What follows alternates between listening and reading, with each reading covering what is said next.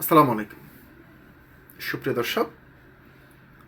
এবার আসিফ মাহমুদের বিরুদ্ধে দুদকে দুর্নীতির অভিযোগ দায়ের। প্রিয় দর্শক, শুধু আসিফ মাহমুদ নয়, তার পাশাপাশি প্রধান উপদেষ্টা থেকে শুরু করে আইন উপদেষ্টা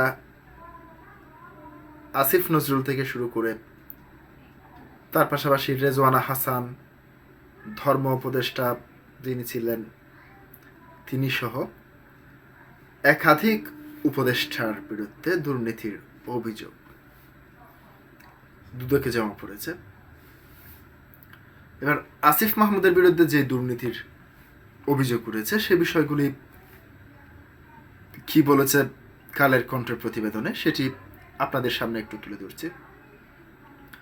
দুর্নীতি দমন কমিশন দুদক কার্যালয়ে গিয়ে মব সৃষ্টি করে সাবেক যুব ক্রীড়া উপদেষ্টা আসিফ মাহমুদের বিরুদ্ধে অভিযোগ দাখিল করেছে কর্মকাণ্ড নিষিদ্ধ আওয়ামী লীগের সাবেক সংসদ সদস্য ও ক্রিকেটার সাকিব আল হাসানের একদল ভক্ত। বৃহস্পতিবার ২৬ ফেব্রুয়ারি দুপুরে সেগুন বাগিচায় দুদকের প্রধান কার্যালয়ে এই ঘটনা ঘটে।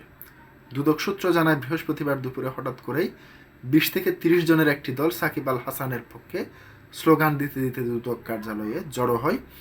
তারা কার্যালয়ের ভেতরে প্রবেশ করে সাবেক উপদেষ্টা আসিফ মাহমুদের বিরুদ্ধে দুর্নীতির অভিযোগ এনে একটি লিখিত আবেদন জমা দেওয়ার দাবি জানায়।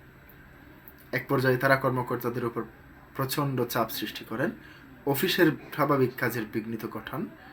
এতে বড় ধরনের বিশৃঙ্খলা এড়াতে দুদকের সংশ্লিষ্ট বিভাগ অনেকটা বাধ্য হয়ে অভিযোগটি গ্রহণ করে।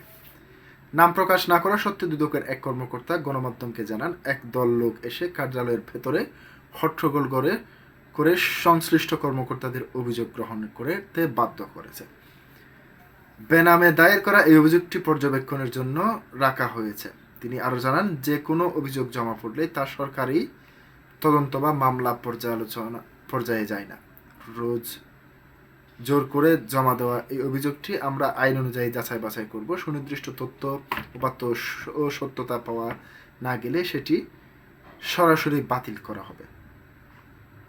প্রিয় দর্শক, আজকে পর্যন্তই। আসসালামু আলাইকুম ওয়া রাহমাতুল্লাহ।